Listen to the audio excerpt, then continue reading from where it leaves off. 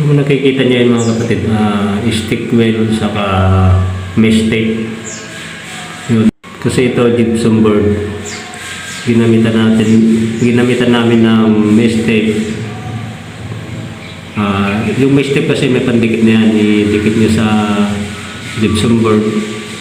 Tapos batakan nyo ng stick wheel, yung wood glue, para lalong kumapit. Tapos kung napapansin nyo dito, pagkatuyo ng stick wheel sa may gasa, babatakan na natin ng Bosnia-wool putty. Hindi kami gumamit ng pang gypsum board na masilya, kundi Bosnia-wool putty ang ginamit namin kasi ito mas matibay at mas matigas, mas makunat siya. Bali yan, papatagin pa yan hanggang sa papatag. Saka namin i-flat latex.